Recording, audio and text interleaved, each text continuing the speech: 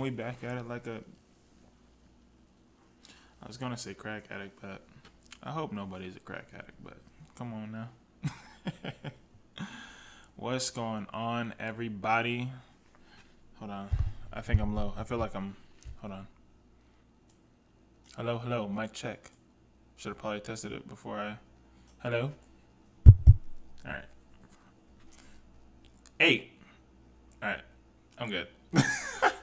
might be a little bit too loud, but hey, we're good. I have my avocados in front of me. I put like sour cream and whatnot on it. Yeah. Ooh, I forgot to put cayenne. I need to put cayenne on that too. But hey, we got another podcast of Rotten Mango. This one's kind of crazy. I mean, as you can see from the title. You know what I'm saying? But we about to jump in this. I just got back from the gym. I'm tired. But I'm excited to go ahead and get this thing rolling. Without further ado. Bada bing, bada boo. You don't get into Shanghai Tech University unless you're really, really smart. It's one of the top universities in China for tech and science. It's actually said that a lot of the students there, they learned how to code before they could even legally drive. And maybe that's a little bit dramatic, but you've got some of the brightest students all shoved together in one very modern campus. Glass buildings with these very interesting shapes with sharp edges. And then they have these like green patches of grass in between the glass buildings in the middle of the city. It's almost like too green to belong near all these. If you guys couldn't notice, I do like to eat while I watch, TV or a situation. That's how I like to do that. So I hope you have your goodies ready, because I have mine. I have my avocado, and then what is this called? It's like a sirloin type situation. But anyways, these futuristic buildings. So there is this feeling of artificial intelligence to everything, if you will. But nonetheless, it's a stunning campus. I mean, not that the students really get to enjoy it. They're usually like machines. They will walk through the campus from one lecture to the other, constantly yawning, constantly grabbing another coffee until this cycle breaks. February 21, 2023, 1:48 p.m. Something very weird happens. It's in the building of School Life and Science and Technology. Students are basically hunched over their desks, just itching their scalps, trying to absorb all the information about epigenetics, stem cell biology, regenerative medicine, and RNA biology for all of their classes, when they hear this scream. The scream is ear-piercing. It makes the students all want to instinctively turn their head to their side and like push their ear into their shoulder. try this again. It's the type of scream that stings your ear.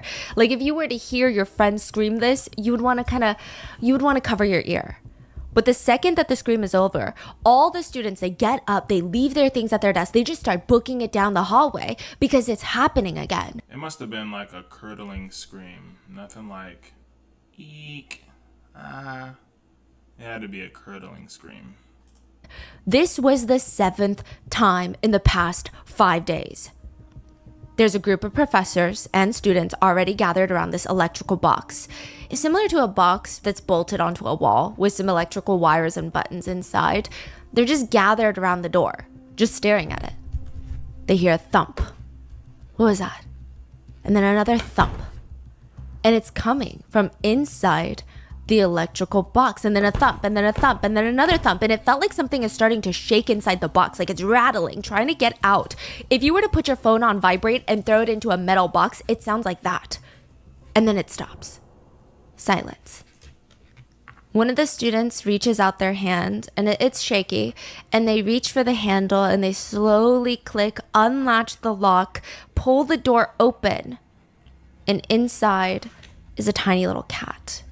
Curled up, body is contorted to fit the small space of the electrical box. There's vomit everywhere. The cat has been poisoned. The students glance around at each other because everybody is suspicious. Whoever was in this building is a suspect. And you know, the first poisoned cat that they found on campus last week, some students, they tried to reason with themselves. Maybe so that they can sleep better at night. Well, maybe the stray cat got into some of the chemicals or drugs in the school's labs. It's not impossible, right? That's the only thing that makes sense. But 7 cats in 5 days? One cat was found in the basement level of Building L, convulsing, vomiting, and bloodied. Cause of death? Poisoning. There were some slight impact wounds on the cat's side, meaning they could have likely been thrown out into the hallway from one of the rooms in the basement level. Another cat was found near the stairs of a science building. The cat was trying to walk up the stairs, bloodied. There was dried yellow vomit all over the cat. The cat's hind legs were visibly shaking, and the cat tried to climb the stairs 3 separate times until it fell all the way down and passed. Cause of death? Poisoning. A few other cats were found dead in trash cans outside other buildings on campus. Again, cause of death, poisoning. Another cat was found near the main gates of the school. Another cat in the labs of Building Y. All cause of death, poisoning. I mean, you could maybe explain away the death of 1 cat in 5 days, but 7 cats in 5 days, all poisoned? It doesn't make any sense. And here's what the students argue. Some of them didn't even just show signs of being poisoned. One of them had bright red ligature marks around the neck, indicative of strangulation, excessive bleeding, blunt force trauma wounds to the head, but also drag marks. Bloodied drag marks were left near the cat. The cat was dragged before it died. There was a trail of blood. You tell me, what do you think happened? Does that sound like something that would naturally happen to a stray cat? I mean, what kind of animal would even create those types of injuries on a stray cat in the middle of the city of Shanghai? It's not like a stray cat on the mountainside. Inside of a campus too? Yes. And the students, they're all on edge at this point. I mean, fine, the first cat was maybe poisoned. I could maybe reasonably understand that. But you have to tell me, what happened to the cat that was strangled? Give me an innocent explanation. Not a single person could come up with one. Some of the students, they got access to the CCTV cameras in those exact buildings to see if they could find out whoever it was that was last in that spot, or at least maybe they could see something suspicious. They did not just find someone acting suspicious. They found someone staring straight at them into the camera with a cat in their hands. Wow. February 16th, 2023, 10:30 a.m. Near the Student Innovation Center, there's a female student with long black hair walking alone. She's got this drawstring backpack that she's carrying with both of her hands. She walks towards a staircase. She stops at the bottom steps, looks around, puts the bag down, and puts on gloves. Then she sits at the bottom step, and the student's back is to the camera, and their body is covering the bag. So it's unclear what she's doing, but she's sitting elbows deep inside of her own bag for minutes. Then she gets up, turns around, looks directly into the CCTV camera. She's not even looking in the general direction. She's looking directly into the camera, making direct eye contact. Is her face covered? No. She lifts up a tiny cat with both of her hands. The cat's name is Princess. The stray cat had been named by the students. She holds up Princess with both of her hands up into the air like she's doing the Lion King pose. And she just starts strangling Princess with both hands in the air right in front of the CCTV camera. Princess wakes up, tries to struggle, but she's already in a weak state. She can't fight back hard enough. The strangulation went on until Princess's body went limp. That's insane. God. She stopped trying to fight back. The girl then takes Princess and then disappears out of the camera view for a few minutes. We have no idea what happened in those few minutes. But eventually, she comes back into frame. Her gray-blue nylon drawstring bag is stuffed again, and she slowly walks up the stairs towards the School of Creativity and Art. And as she's walking up the stairs, she's making eye contact with the CCTV camera, never breaking her gaze, just staring. Her face has zero expression, nothing, emotionless. This is Shanghai Tech University's very own cat killer. Let's dive into the world of what has been dubbed the nth rooms, but for cats, and the dark world of cat crushing videos and the case behind the very, very viral video, very real video that led to the doxing of some of China's top celebrities, the cat blender video. and how a famous food influencer was exposed for running one of the more elaborate cat torture Telegram chat rooms. What? So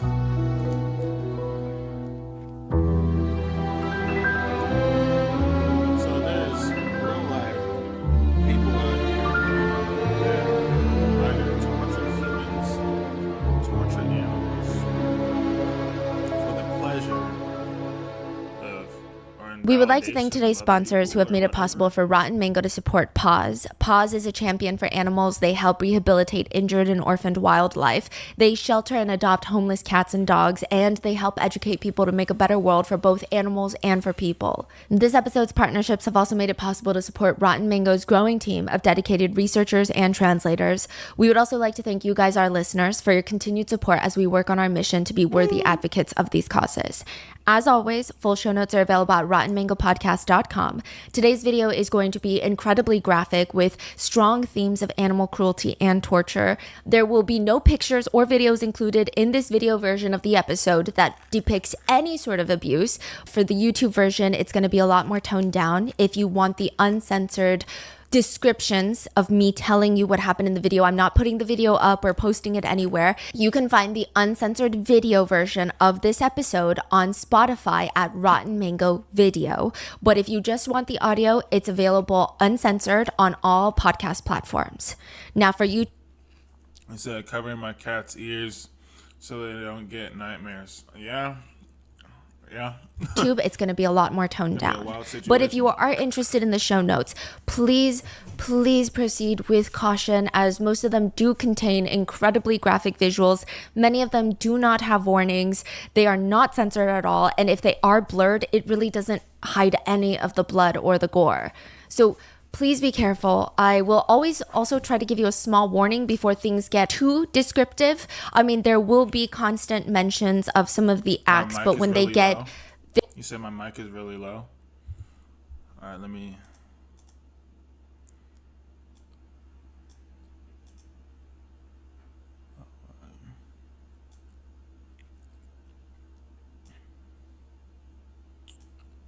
I was trying not to have it too high.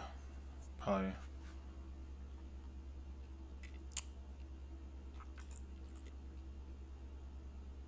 How is it now? Is it good? Are we good?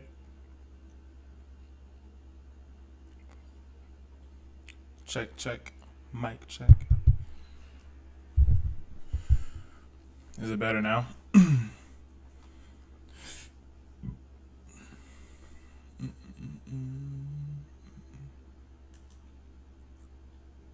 Advanced audio properties. We're good? Cool. Appreciate you.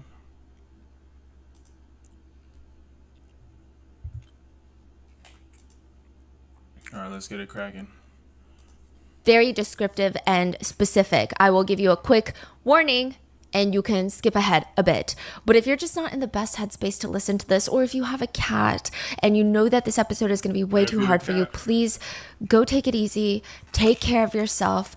We will see you in the next one.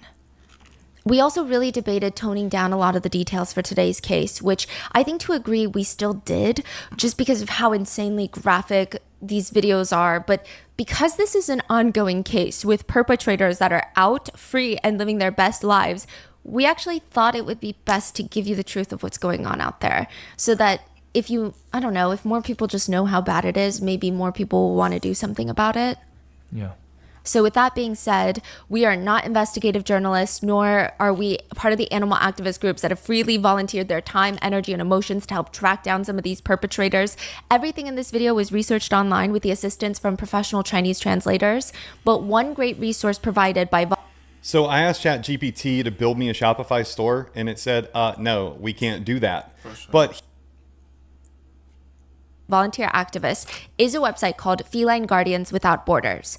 I do warn you that there are graphic images on their website, but I think it's a great launch pad to get started on understanding what's going on, who's involved, and figuring out how you can best help. We will also not be mentioning any volunteers who infiltrated the chat groups by name because many of the activists involved in today's case found themselves threatened, doxxed, or had bounties put on their own pets. So for their safety, we will be using aliases. But as always with any and all cases, but especially the international ones, please let us know in the comments if anything at all was miscommunicated, lost in translation, or if there's any additional information you might have. Also, another quick note, there have been no court or legal charges and sentences, and just the nature of this case, the research process was a lot heavier on social media rather than by official documents.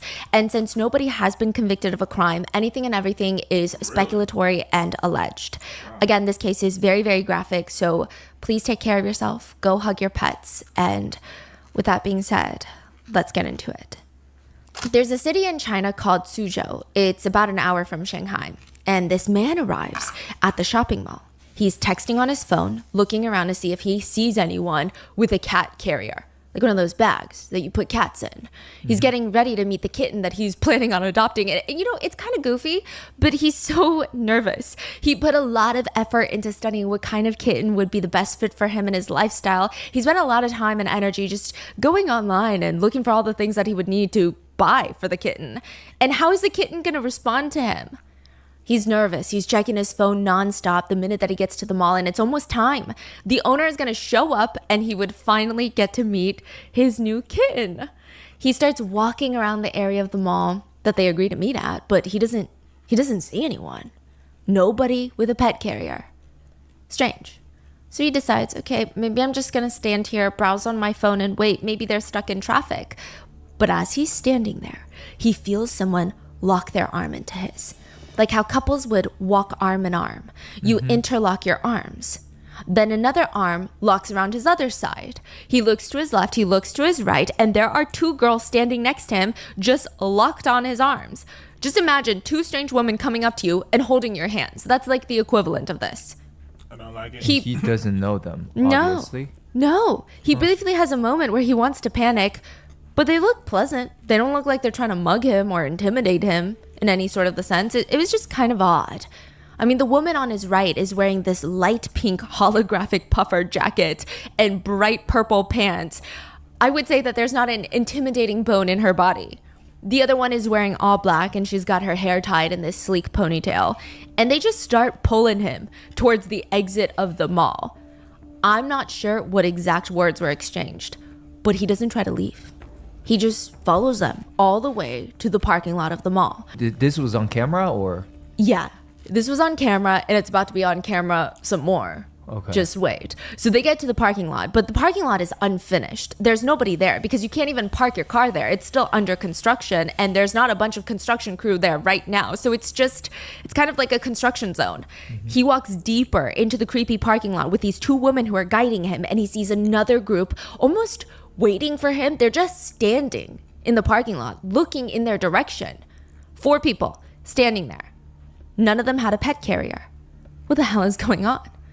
Immediately, he starts trying to read the situation. One of the guys has a camera pointed directly at him, and he's announcing to everyone around him what's going on. He's walking right now. He's walking towards us. Why is he narrating the situation?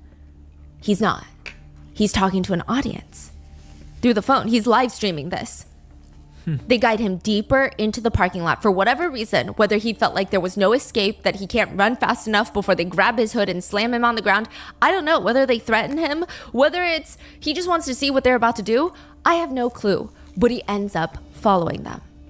The girl in the pink puffer jacket grabs his arm and forces him to slap himself across the face.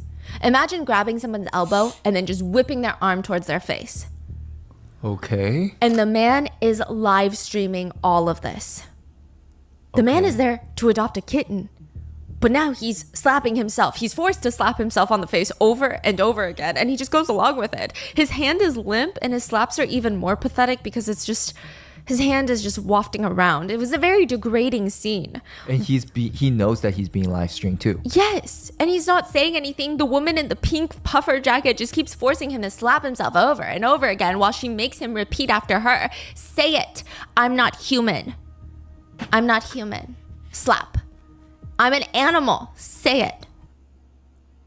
What's going on, bro? Man. There'd be no way on God's green earth you would catch me out here doing something like that. You would have to kill me. I'm a slap. No, say you're worse than an animal. I'm worse than an animal. Slap. 我不是人，我不是人，我不是人，我不是，我不是，我是个畜生，我是个畜生，我连畜生。 The man's cheek is burning up. And then the woman, like a school bully, turns to him and taunts him. Why are you hitting yourself? Why are you hitting yourself? I'm not hitting you. Why are you hitting yourself? See, everyone? He's hitting himself. The live stream cuts off and restarts with the same group, but this time in a new location. So they've moved him out of the mall parking lot, and this area looks a lot more secluded. They force this man, who is, again, just there to adopt a kitten, they force him onto his knees, and he's begging now. Please stop. Please let me just sit up. Please stop doing this to me. 关门，咱是这样。哦，求你了，各位，真的不要这样子。老外不是同行，谁是同行？ The group refuses to stop. They keep the live stream rolling. It's now time for their grand finale. One of the group members takes a step back, puts on a glove. They open a brown paper bag and start twisting their hand inside the bag. It looks like they're unscrewing something. That's how much they're twisting, just twisting inside that bag. And then they pull out their hand. Their glove is covered in a brown sticky substance. Feces. Oh, no. Warm feces. The other members of the group hold the man still and they smear feces all over his face, all over, chunks of feces all in his hair. His nostrils are coated with a chunky layer. He's holding his lips and his eyes as tightly closed as possible, but there's no way. There's no way that not even a little bit didn't get in. The live stream chat is going crazy. The comments are flooding in. Everyone's trying to guess. What kind of poop is it? You think it's human? No, it's probably like baby diaper shit. Or what about cow shit? No, dog poop for sure. Cat poop? No, cat poop has the litter box flecks in them. You know what I'm talking about? No? Isn't that what it looks like? People are analyzing the color, the amount, the consistency to pinpoint what kind of poop this was. But like, are those... What type of world are we living in? really the questions to be asking right now? This man came to the mall to adopt a kitten. He was ambushed, publicly humiliated, assaulted, degraded, live streamed, with excrement shoved all over his face like a facial. Is what type of feces really the question to be asking right now? Yeah. Yes, it is. Because everyone knew that he got exactly what he deserved. This man was part of an animal snuff film gang that would catch, torture, and kill kittens for views on Telegram. This guy was particularly known for boiling cats alive. Wow. No way. He came to adopt a kitten. Plot twist. Now my question would be, how do you feel about what's taking place? Do you feel less less irritated by what's happening, or do you feel like it's justified, or do you still think it's pretty gross, degrading, and not warranted? I'm on the fence, I'm not gonna lie,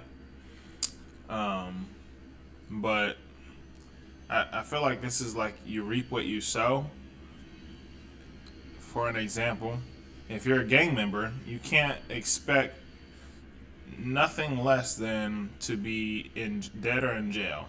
That's usually the gang life. So that's reaping what you sow. You live by the gun, die by the gun. He decided to choose a path where he's torturing innocent animals. Cats, to be specific. And there's a lot of people, obviously, that would hate to see that, hate to know that, and there's people that will come after you too. So I think this is a reap what you sow type situation. So, and usually you'll get more than what you ask for when it comes to something like this in retaliation. So. Kitten for the sole purpose of wanting to kill it as slowly and as painfully as possible. And the 6 people live streaming, animal activists who had enough. They had tracked him down, they had been watching him, and now they had publicly exposed this man. There's a red velvet cake that's just sitting on the kitchen counter, and the red dye is typically a pain in the ass to clean up, but it does look the best visually on camera, that is. Besides, at least at the time, there's no candles involved because candles usually just get in the way. It's a whole thing. And the frosting on top is perfect. It's got a name written across the smooth, icy surface of the cake. There's cute little ribbons of icing all around it. They're gonna love it. But she has to move quickly because her cat's gonna ruin it all. She's already set up the tarp on her living room couch. She just goes and adjusts the camera on the tripod and she clicks record. She walks into the frame, unclothes, takes off her clothes. Then she positions herself so that she's hovering over the cake, like she's about to sit down on the couch. And she knows that the first one is the most important. And she slowly, almost painfully slowly, moves centimeter by centimeter until she's fully sitting on the cake. It has been squashed under her bottom. It's smeared all over her.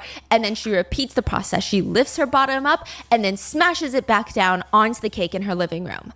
She's going to do this for a whole 5 minutes because that's what her client paid for. It's a custom cake sitting video. Wow. If her clients pay enough, they can even pick the size and the type of cake, the frosting colors, whether or not they want their name on the cake. They can even choose what level of unclothed she is for the video. She didn't even know that there was a market for this type of stuff. But clearly there was. You know, cake sitting has become really popular. It's almost its own subcategory of intimate interests, if you will. But some people think that it actually falls under a bigger category. Well, it's a debate. A lot of people think that it falls under the wet and messy interest, which are people who are intimately intrigued by the sensations of things that are wet or messy on skin. They also like to see their partner or the object of their interest get very messy. Right.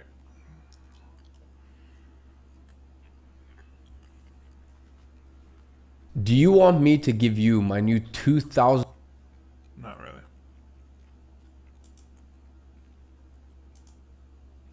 really. So covered in shaving cream would be an example. Yes. Okay. But some categorize it under a different niche. Object crush. She knew this because every now and then she would get a request for her to sit and crush on different things. Fruit. Sometimes it was a beetle. And then sometimes it was a cat. There were clients willing to pay top dollar for her to crush a cat with her bottom. She had no idea if these clients are joking or not. Like sitting on a cat? Yeah. I mean, regardless, she would never even consider it. It's not even what object crush interests are about. She Googled it. Object crush is when people like seeing objects being crushed. There's a group of people out there that are intimately, actually, interested in the visuals of seeing objects being crushed. Typically by a woman, whether she uses a body part or usually her high heel stiletto point. I guess it really depends on the viewer. The best way that I can try and relate to the interest, perhaps, is, you know, there is a certain satisfaction of seeing things being pressed down. You know those hydraulic press videos that do so well on social media and TikTok? I wonder if it's something like that. But when you say the words object crush, it typically refers to if the viewer is watching it for actual satisfaction. Yeah. Not just, oh, that's fascinating. That's satisfying to see. It's a more intimate feeling. Okay. So there is a genre of that, or is this considered a kink? Or? Yes, it's considered a kink. They just like to see inanimate objects be squished for intimate satisfaction. So they like watching balloons being sat on and popped. A lot of the times it could be food or toys. Car toys is a big one for some reason. Fruit, and I say for some reason not because I'm trying to poke fun at it. I'm just saying I'm not sure of the reason why specifically. Fruit, they really like watching fruit being punctured and pierced, essentially stomped on by a high heel. Now, there might be a lot of different personal reasons why someone might enjoy watching these types of videos, but just surface level, a lot of psychiatrists think that the stimuli, the sound and the visual sensation of heels puncturing something, and the fact that it's a heel, a symbolism of female dominance to a lot of people, and to see it crushing and squishing something is really stimulating. Some people think that it's also a mixture of just the sheer unconventional nature mixed with the woman feels taboo, it feels arousing, because typically it is a woman squashing it. I did go down a lot of intimate websites and I don't even think I came across one video of a man squashing something. One person stated, it's like going back into childhood where you can squash. That's a lot of deep dive research that she had to do. I could only imagine exactly what it is that types of sites she went into to be able to find things of that nature. And yeah, I would say that it's like a male dominant audience, probably like 99.9% male for sure.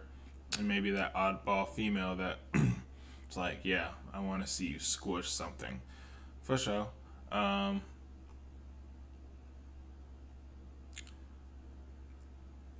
You seek and you will find some wild stuff, man. Come on. Toys and just have fun. It just feels, like there's no worries or definitely does her concerns. And I think research. that's the most satisfying part. Does it very Something well. to note, there is a niche interest where a person is stepped on, crushed, or trampled on by another person. Yeah, that's dumb Usually not to interest. the point of causing injury or death, but there have been some circumstances where people do like the sensation of being crushed. There was a case of a man in Florida who died because he wanted to crush himself with his own car.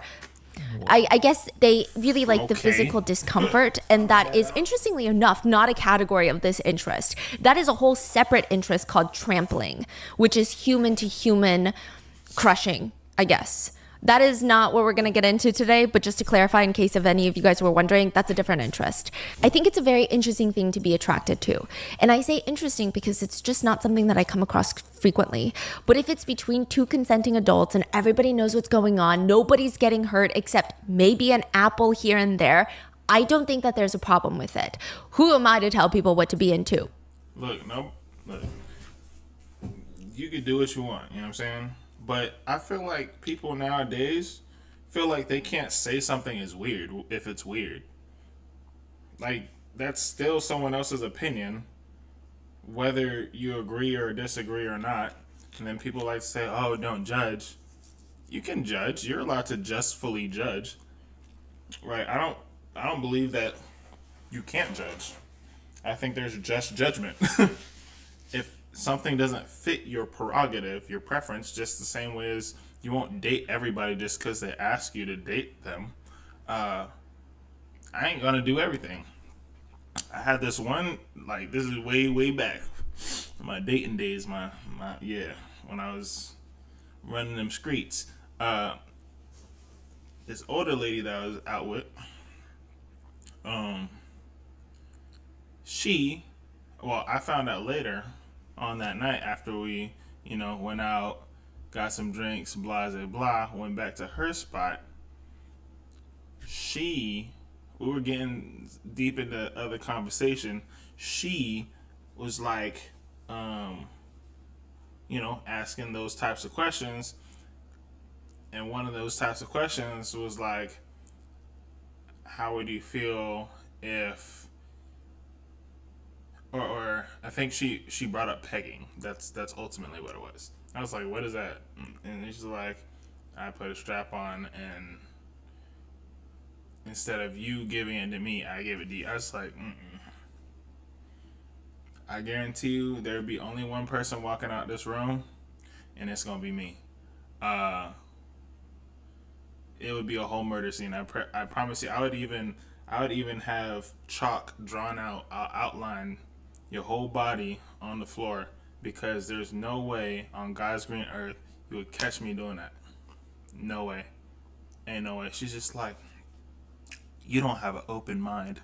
I was just like, what kind of man do you expect me to be to curl up in a fetal position to that comment, to act like I'm not a high functioning man, to know what I like and what I don't like, to say that I'm not open-minded. I'm open-minded enough to say no, that I don't like that and I won't like that, and I don't gotta try that just to know if I do like that. So there's things that are weird. There's things that you can prefer or not prefer. So just this whole thing about, oh, you could do what you want. You could do what you want. But you bringing it into my space, my ears, my vicinity, I'm going to say something. I don't care. You say it loud enough, and guess what? I could chime in. That's weird. So maybe that's what everyone thought. When a woman from China uploads a video onto a crush website, maybe someone thought, oh, okay, a simple object crush video. An apple meets a high heel. Click. The video starts playing. It looks like it's being filmed near a lake, near some sort of body of water. The sun is shining. It's bright, clear skies. There's a river embankment on the back. That's what it looks like. And a woman is the focal point of the video. She's Chinese. Her black hair comes to her shoulders. She's got bangs. She's pretty. She's dressed in this leopard print halter tube top, and at the bottom, she's wearing this black pencil skirt that's really tight with a slit in the front that goes right up the middle. But the camera is trying to focus mainly on her shoes. Her shoes seem like the main event. If I didn't know any better, I would potentially think that this is a foot fetish video. She's got these bright silver strappy heels on. Her toes are fully out and exposed. They're out and about. There's like a singular silver strap holding her toes in place, and then there's a strap around her ankle. In the sun, the shoe is glimmering, it's shimmering, it's almost like that holographic material. And she starts moving her feet back and forth like she's trying to sell you a pair of these heels. She's showing you all of the angles of her feet. So the camera is like zoom in on her feet. Yeah. Does it show her face?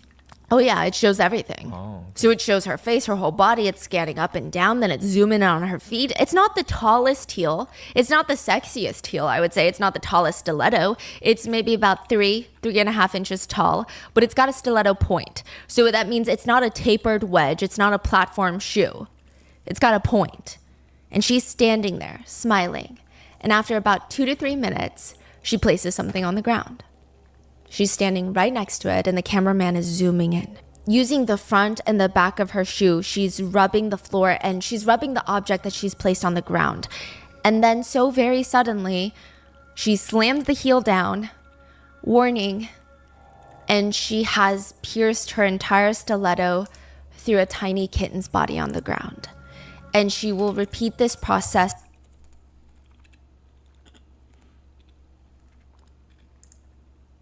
I thought it was going to be fruit, bro.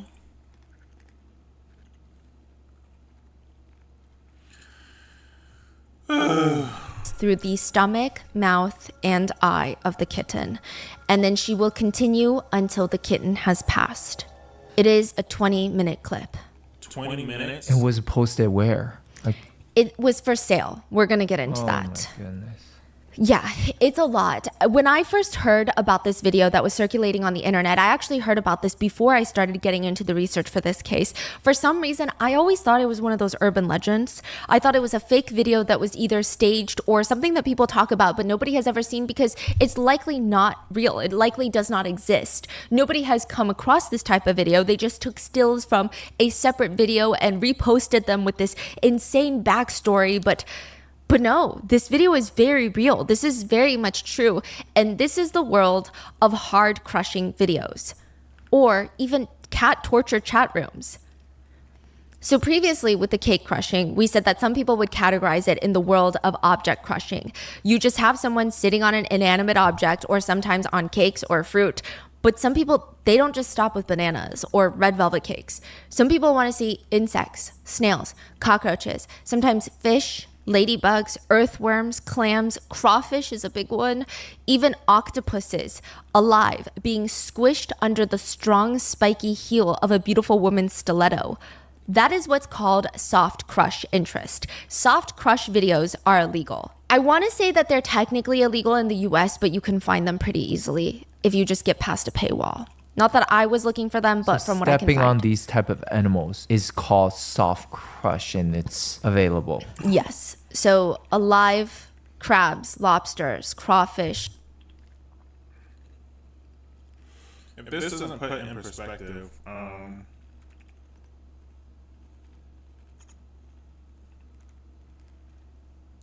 money will exacerbate whatever is hidden from the public eye. People that do things like behind closed doors are willing to pay top dollar for things like this. And the only way there could be things like this is because there's more than enough of a valid interest to have people make a living off of this stuff. People are weirdos. They're trying to make being a weirdo normal, and it is not normal. Worms are a big one. Some people categorize fish. It's a debate if fish fall into this category or the next category. And this is not okay. Most people with object crush interests hate the soft and hard crush watchers because, I mean, it's just inconceivable why someone would even want to watch videos like this, let alone for intimate pleasure. And because their interests sound so similar, because they have the word crush in them, a lot of them just get very frustrated with that. So disclaimer, please do not group object crush watchers with soft or hard crush watchers. They are not the same type of people. While it is true that some object crush people do graduate into soft crush videos, I would say that the overwhelming majority absolutely do not and would never even think to do so. They are as disgusted as you and I at the idea of those videos. But I digress. Soft crush videos is, imagine a woman standing over a beetle or a snail or sometimes a frog and then slamming her heel down into them with enough force to crush and nearly kill or pierce them completely. That is soft crush interest. One man who specifically held interest in watching bugs get squashed stated that it just reminds him of when he was young and his mom would kill insects. What? His mom would crush insects, and for some reason that used to make him feel safe, but now it's kind of hot. That is a lot to unpack, and I don't think that I have the expertise in psychology to even begin to unravel that one in terms of the evolution of his sexual interest, going from his mom squishing bugs to watching powerful woman and heels squishing bugs.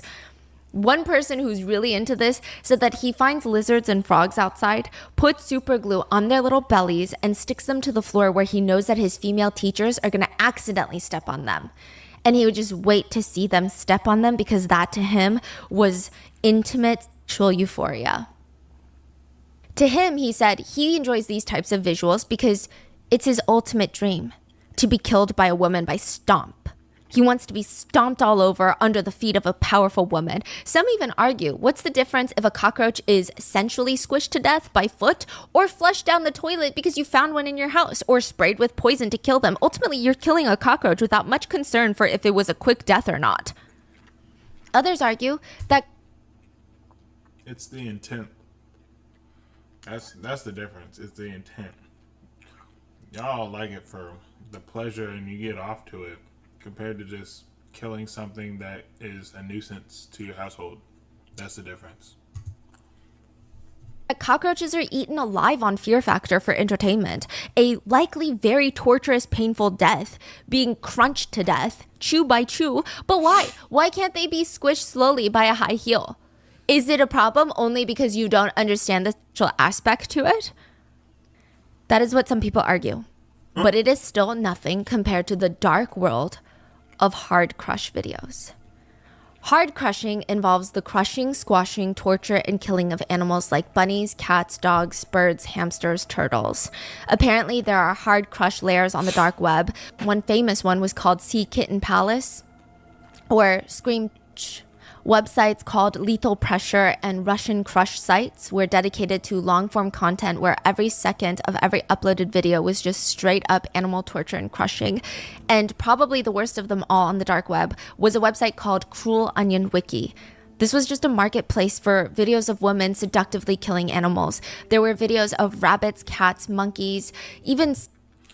I'm not sure I'm sure she does her research, but I'm not sure as far as if she's watching a lot of the videos on dark web, if her researchers are, researching.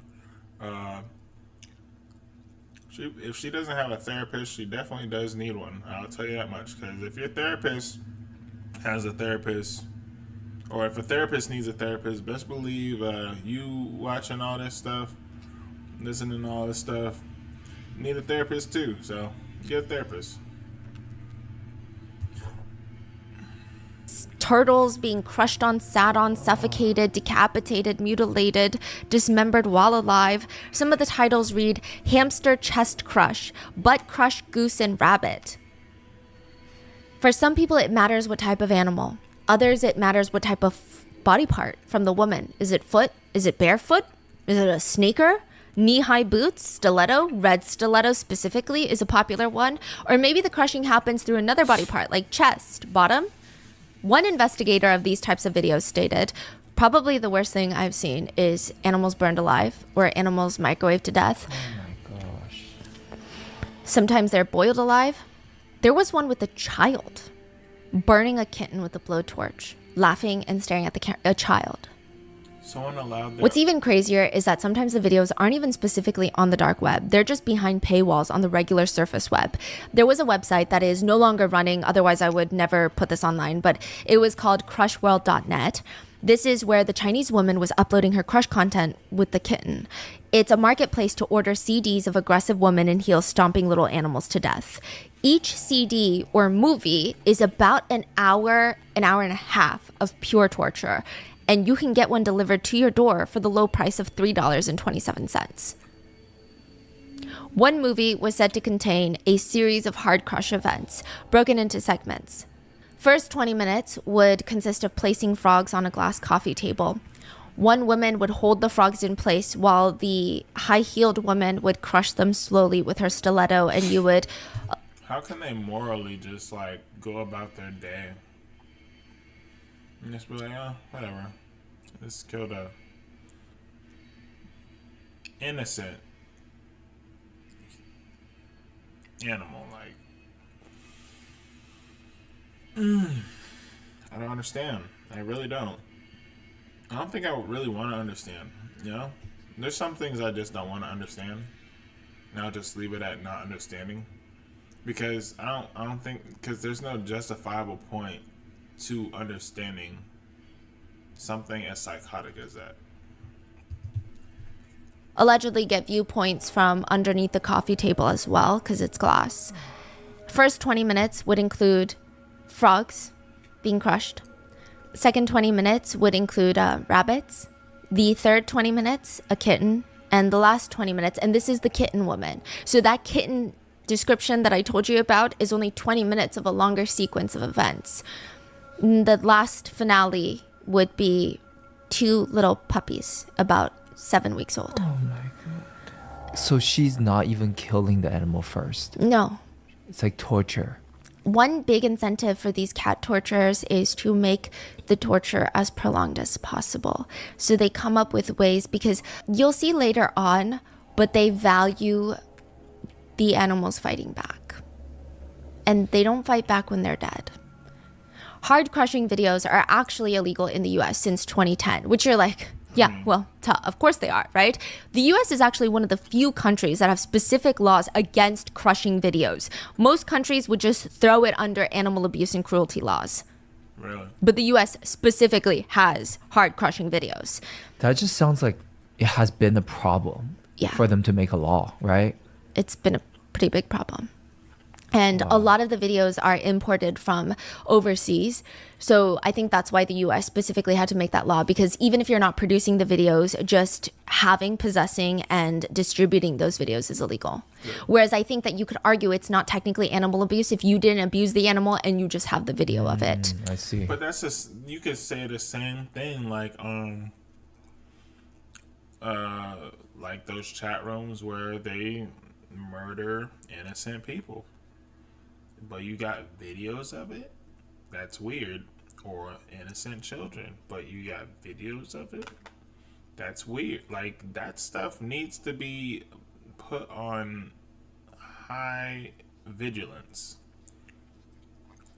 Your personal opinion, if that's their fetish, they need to be monitored or jailed. That's not normal and should be a big red flag. That is a big facts. Like, I don't understand.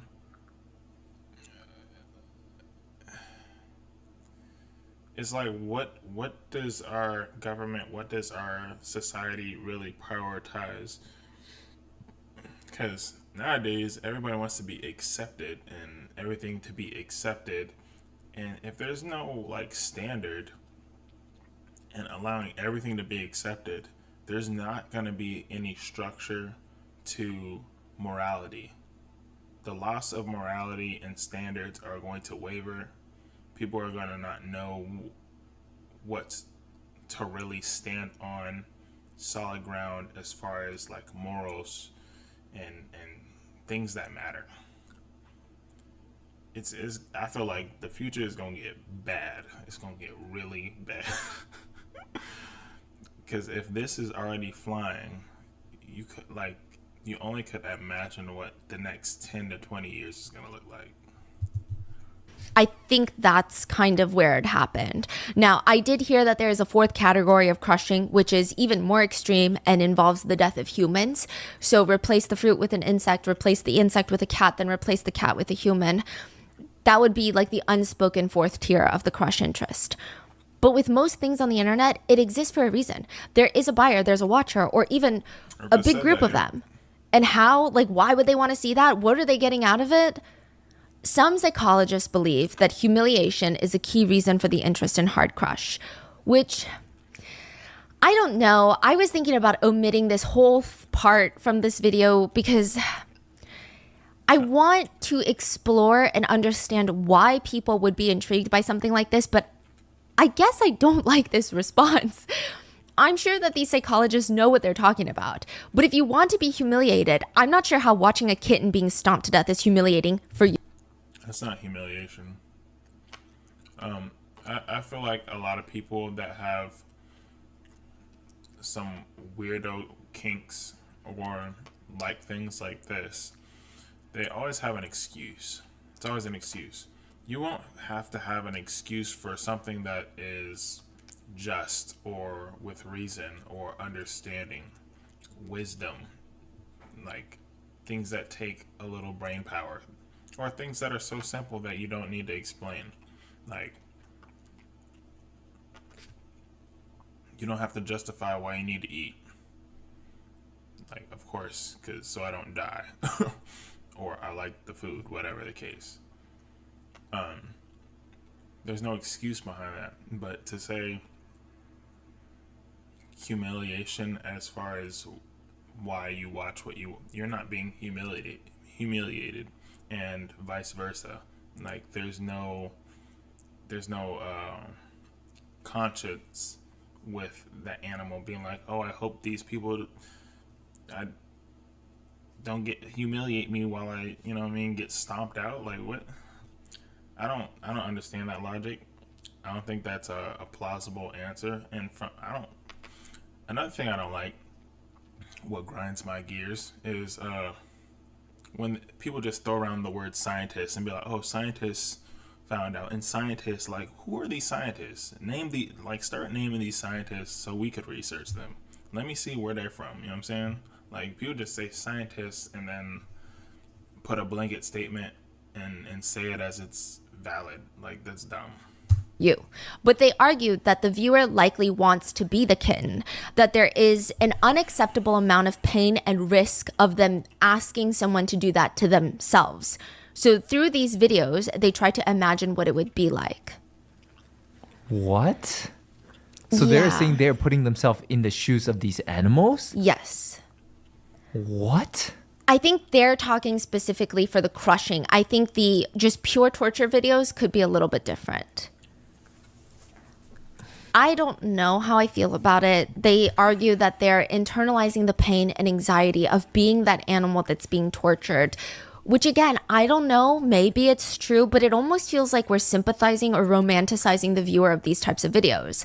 Other experts believe, which is where I also stand, is it's fine. Maybe it's a mixture of that and a whole different array of elements, but a big component is the viewer just gets off on animal pain and torture. Yeah. I don't know how else to state it, because I think it's natural human evolution to not want to see that. Yeah. One man in his 50s said he remembered watching a show when he was a kid. There was a woman who was barefoot, crushing live worms, like stepping on live worms, and he just found it very arousing. He said it was kind of this intermixing of his first encounter with something sexual, and it just kind of stuck, and that's just how it started. But he also states that he identifies with the worm, or whatever is being crushed by the cruel, cruel woman. In one video of a woman stepping on a live rooster, someone commented, "I wish I was that lucky rooster."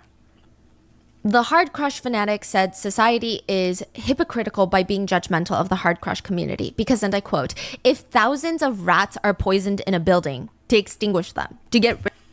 What's with these wild hypothetical like diversions of well, the rats, like I said, it's intent. This isn't out of pleasure. Y'all doing it for pleasure. Y'all are weird. rid of them, to mass execute them, it's okay. But if a woman does dare step on one for sexual pleasure, it's not okay. Even in the West, there are places you can go and kill for sport and pleasure. Go hunting. So if a woman shoots a zebra for hunting, for sport, it's okay. But if she steps on a rabbit, it's not okay. That is their quote. That's not me saying that. But that's still just how he feels about his interests. Like on a larger scale, we have not enough data to back up or explain why some humans have the desire to watch living things get squished. It is weird. One person commented, "There's no better feeling than watching a bug or a snail or lizard or frog wiggling in pain at the heel of a woman. It gives me a kick to see the woman in total control. She can choose the destiny of that helpless victim. The slower the process, the better. The woman should first play with the victim, lightly, with her shoe.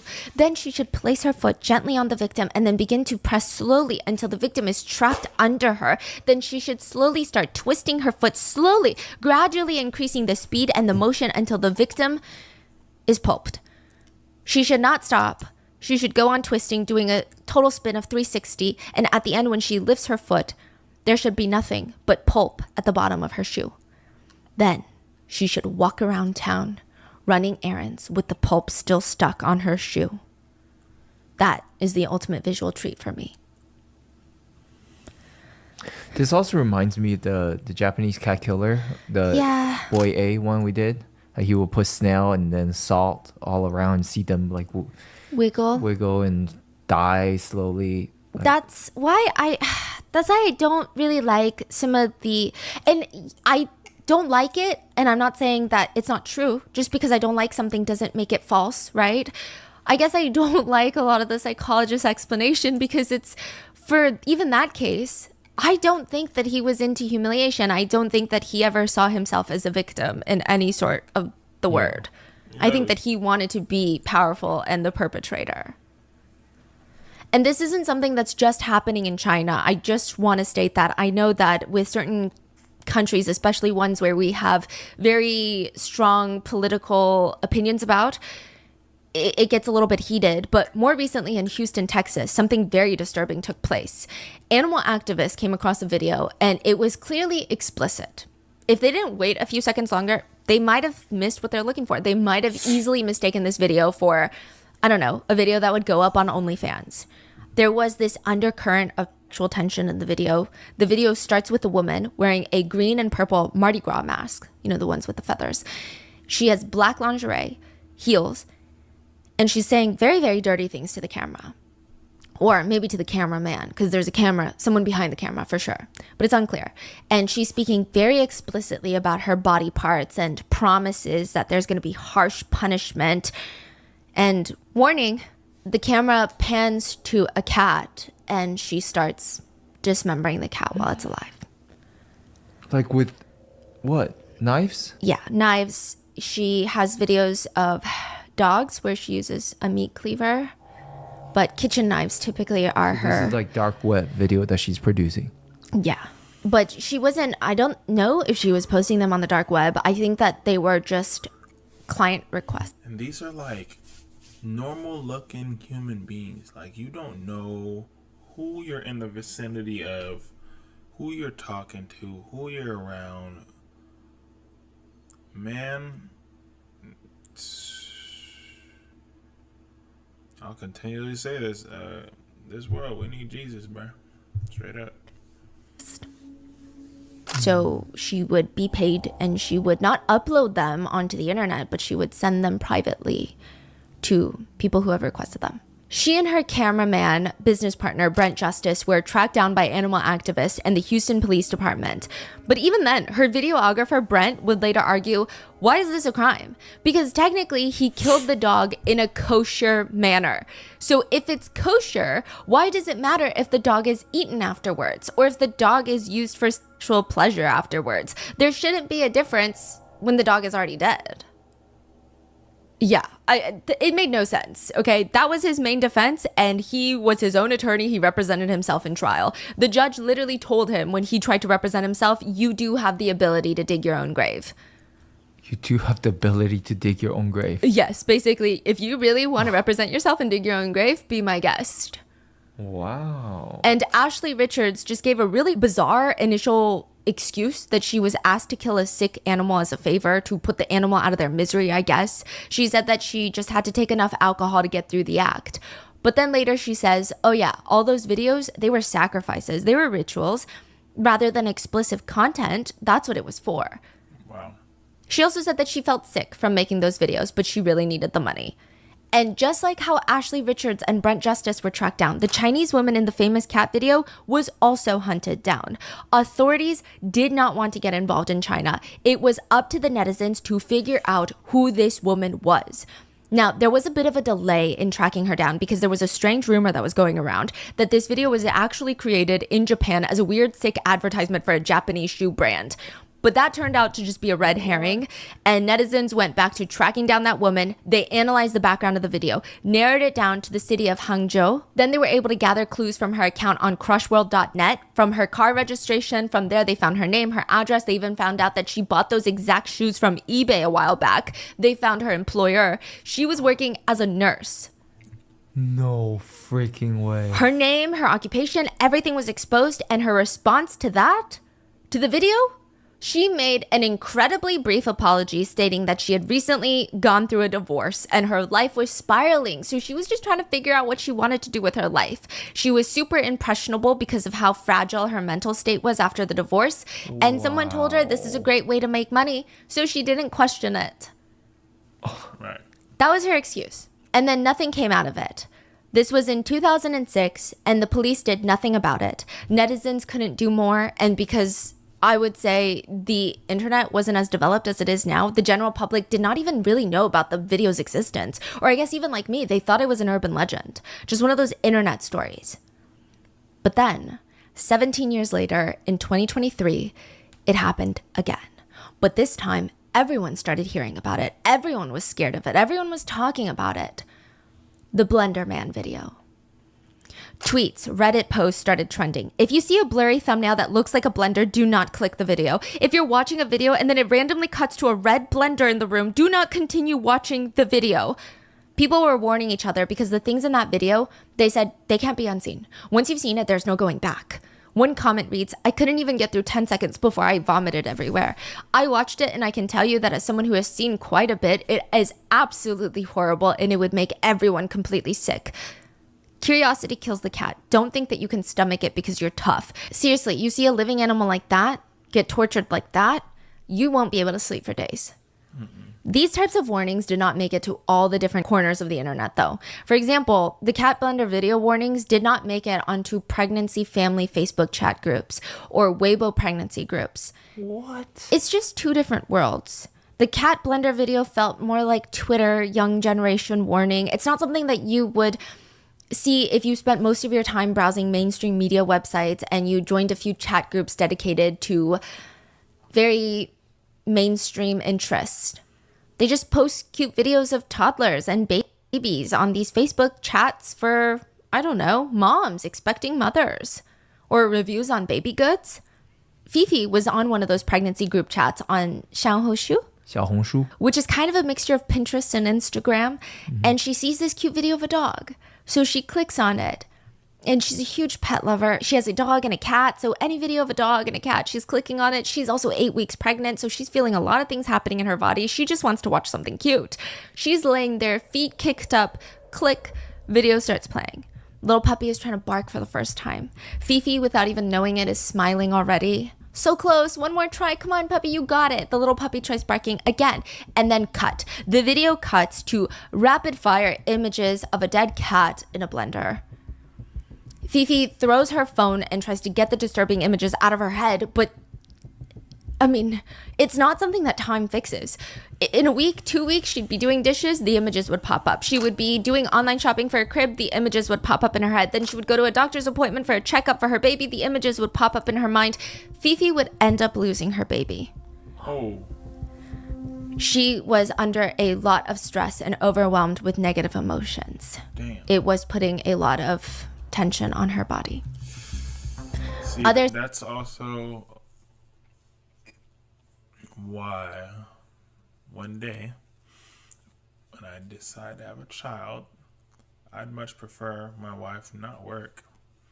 I mean, by the time I know we'll be solid to where she doesn't have to, but ultimately being in a position to where she doesn't need to work, minimize all stressors, anything and everything, especially more so during the time of her pregnancy, because that is extremely important to because anything that the mother consumes, the baby consumes, and they get second hand to that. So to be so deeply traumatized and stressed out and worried and anxious, that is going to wear on your psyche, your heart, your spirit, your physical, everything. Wow. And then the baby Stated that they did not get still images, but rather they got a video embedded inside of another video, the cat blender video. They'd be watching a video of a cute dog, and then all of a sudden, very sharply, the location of the video would change. No warning, no black screen, no transition, fading away, just cut to a kitchen. The room is dimly lit. The camera is focusing on a red blender. The picture portion of the blender where you put fruits and milk for a smoothie, see-through. The base of the blender is fire truck red. There's a knob at the center that controls the rotation of the blades and the speed of the blender blades. Warning, a cat is placed into the blender and slowly blended. But afterwards, it is, you can imagine what is inside the blender or what's left of the cat in the blender. But the cat is still not dead. And the unidentified man in the video, who only really shows like his hands and torso, places the cat in the microwave. And that is how the cat dies. Oh my goodness. The video went viral on Chinese social media, and then it went viral internationally, and netizens are busy avoiding the video, but also trying to hunt down the cat blender man. And of course, there are some people who wanted to watch the video because they thought they would enjoy it. Oh, what the? I know this is ironic, but I'm not really great with my words, especially when it comes to describing what I want. I think I have a really clear picture in my head. All right, let's take a mild break.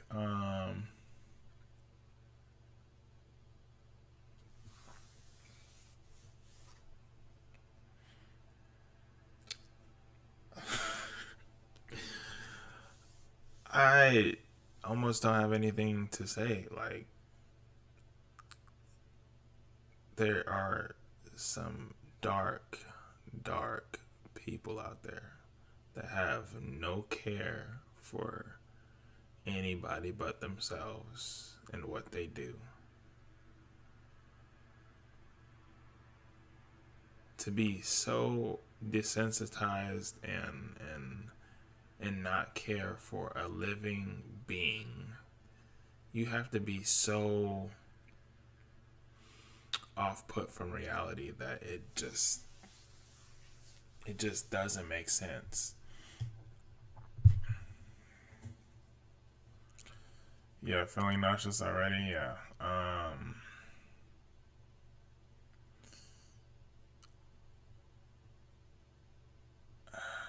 I wasn't expecting all of this. I'm not gonna lie to you.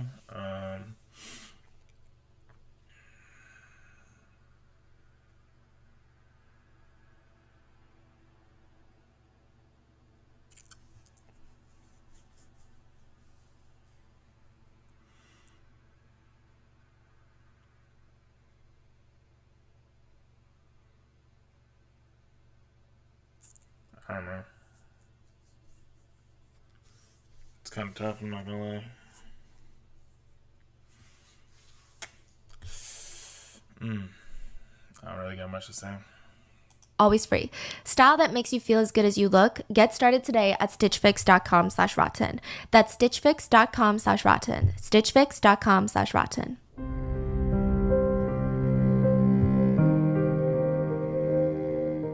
A stack of printer paper that you can purchase at the store weighs about 5 pounds.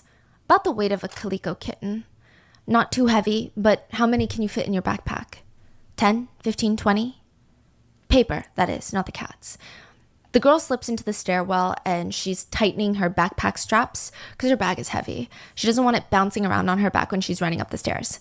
So the first flight of stairs, she's running 2 steps at a time. And then she's like, okay, I can't be running like this because later I need to conserve my energy. Right now, nobody knows what I'm about to do. But once I'm done, I gotta run. I gotta put my legs into it. After what feels like a lifetime of stairs, she pushes open the door and the sun hits her. She steps out onto the rooftop of a busy city. It's windy. She's a few dozen floors up. All the neighboring skyscrapers, they're creating almost like this alleyway of wind, just rushing around like a tornado, which is perfect. She walks to the very edge of the rooftop, looks down. It's very high up. All the cars and the people, they look so small. Each person walking on the street looks as small as a little kitten, just trying to get by. And she's just towering over them. She swings her backpack onto the ledge, kneels down, unzips it, takes a chunk of flyers out. She stands back up and she, with a stack of papers in her hand, she brings her arm back and then flicks her elbow so that her arm is fully extended, kind of like how you throw a frisbee. She lets go, and hundreds of flyers start raining down on the street. She bends down, grabs another stack and another and another, and she doesn't stop until her backpack is empty. She zips her bag back down, runs all the way back down. Perfect. Done. Meanwhile, on the street, cars are honking, the flyers are coming down like giant snowflakes. Some people are stopping to take pictures. Other people are stopping their cars in the middle of the street to angrily rip off these papers from their windshield. There's people running out of the office buildings nearby to see what the hell is going on. Some of them are trying to jump up and catch flyers as they're falling. Others are bending down to grab them off the street. What the hell? On the left side of the printer paper is a picture of a very famous food influencer, a food blogger. This better not be some sort of advertisement, okay? Because that would be annoying. But in big, bold letters on the side, it reads, "Have you seen me?" And with a description of the video, it is describing a live stream that the food influencer had. The live stream lasted for 3 days, where he tortured, dismembered, and murdered an innocent cat with the same kitchen utensils that he uses in his food vlogs. Wow. The live stream was 3 days, you say? 3 days. He tortured a cat for 3 days? I think that he did take breaks to sleep, but it lasted for 3 days. The influencer's name is Jack Spicy, and his Telegram chat room would be Jack Spicy Strips. He ran a cat gang torture group, and he's just one of the cat abusers, and this is just one of the Telegram chat rooms. There's an entire abuse syndicate that have their own chat rooms, just like the Nth rooms. I keep referencing the Nth rooms, and I have 2 episodes on that recently, but if you don't know, it's literally this case, but instead of cats, young girls tortured, being filmed for sale, for profit, for pleasure. And in order to get accepted into one of these cat groups, just like the Nth rooms, you would either have to do one of 2 things. Either send in your own torture video of a cat, which is very reminiscent of Nth rooms, or you answer a series of questions correctly within 30 seconds, and if you do not answer them all correctly, you would be banned. You would not be allowed admittance into the room. What are cat abusers called? That's one of the questions, 30 seconds. What are cat abusers called? I have no idea. Cat lovers. What are activists called? You're trying to get into the chat room. What do you think? Cat haters. Cat No. slaves. What do we call torture methods in the chat rooms? Torture method. The love method. Once you get in, you know everything, how the cat model works. There are a few ways that these cat torturers will get their hands on new cats to kill. One is to catch stray cats, but that is difficult. 2, kidnap outdoor cats. So they have owners, they just reside outdoors most of the time, or literally kidnap a cat from someone's house. Or 3, adopt a cat from a shelter, by far the easiest method. A lot of the cat abusers, ironically, actually spent quite a bit of money at these cat shelters because you have to pay every time you adopt a cat. They spent a lot of money adopting cats to kill. But adopted cats are not the highest in demand. Stray cats actually fetch the biggest penny. There's a whole menu for this, the cat menu of delicacies. Stray cats cost more than house cats because they fight back harder. This is what they say. They've been hardened by the harsh conditions outside and they don't die as quickly. They're a lot more vocal and they scratch and they will fight for their lives till the very last second. Oh my God. Certain breeds are also a bit more expensive because certain breeds have a little bit more of that, quote, fighting spirit. So the stubborn breeds like the calico cats, orange tabbies, Norwegian forest cats, they are known to be a lot more angry when they are hurt by humans. Pregnant cats are considered higher in demand, a delicacy on the menu. So once you choose that type of cat, then you choose how the cats are tortured. Death by strangulation, roasting, which means hanging over an open fire or a barbecue grill, dismemberment, bloodletting, which means slowly letting all the blood out, boiled to death in water, in the microwave, blender, drowning, dismemberment, crushing, burning iron, live dissections. They do this thing where they insert a pump into the mouth and pump them full of air until their bellies explode. If you have an idea that's not listed, don't worry, they take custom orders for bespoke videos. Jack Spicy, the food influencer, actually ran one of the bigger of these cat torture rings. He built a whole name for himself on Telegram because of his initial cow cat video. That's what they call it. Cow cats are otherwise known as moo cats. They are cats that look like cows. Not really, but they predominantly have white hair and these little black spots on their bodies. Typically their ears are black and the black comes down to cover their eyes. So they're the cats that are known to have the Batman mask. Okay. Jack Spicy captured a stray cow cat and, quote, interrogated and tortured it for 3 days. Yeah, I mean, I don't think I need to go further. It's just all of the things I've listed, but for 3 days straight. And a lot of the tools that he used, knives, skewers, they were used in his cooking videos for his food vlogs. When you say he's a food vlogger, like is he like a full-time YouTuber or? He is mainly on Chinese social media. It does seem like that he was relatively full-time. Does he have a big following? Yeah, he has at least 500,000 on on a single platform. Not even like collectively. So he was pretty popular and he looks genuinely like a nice guy. Like I did watch his videos. I don't get a creepy vibe. And this is in hindsight. I'm trying to look for creepy things. You know how people are always like, you could just see the crazy in his eyes. I couldn't see anything. He just looks so normal. He looks honestly a little nerdy, if anything. But that's even more scary because he can mask so well. Like, okay, with the nth rooms, I think visually Paksa and God, I think visually they're just not what you expect in terms of age group and maybe even stature. But in terms of look-wise, I would say they look more evil than this guy. Just their eyes and their face. Yeah. I don't know if maybe it's the pictures we've seen of them, but this guy genuinely looks like a dad. 设起来，你的脑海里面自动浮现出“嫩滑”2个字，翻译一下，为牛片。 He posted the videos to these chat rooms of him torturing these animals. And just in case there were animal activists or people who were against the video in his room, he messaged, Jesus Christ doesn't care about cats. Besides, the cat didn't even scream while he died. He was just gasping. Stupid cat. Wow. He was laughing at the cat for accepting its fate of death.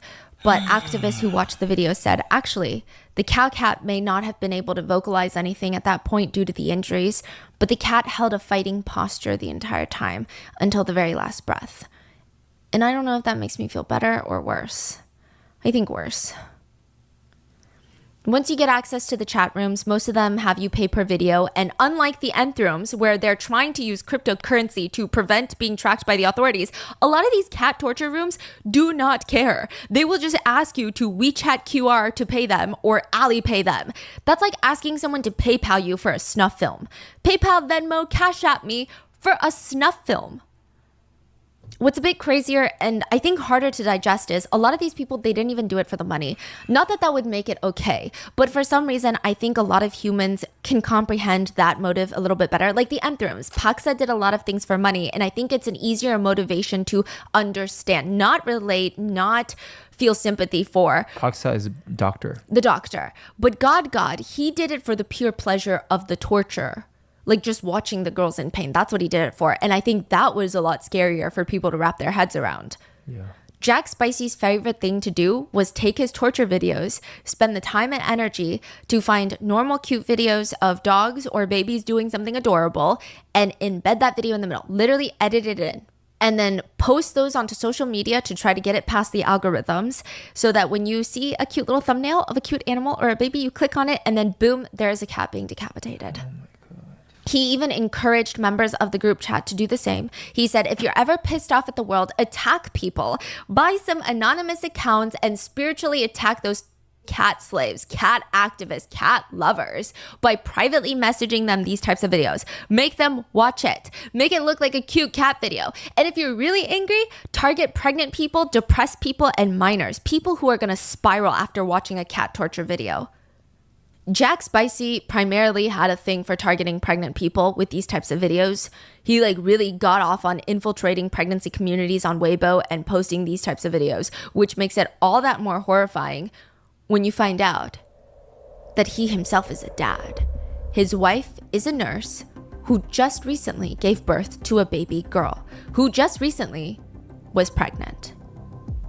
Humans naturally have a soft spot for cute animals. I think it's why it's so scary to meet someone who doesn't. I mean, yeah, okay, you can have a disliking for animals or find them too troublesome to take care of, but that's one thing. To find them pleasurable to torture, it feels like it goes against the hard wiring of human brains.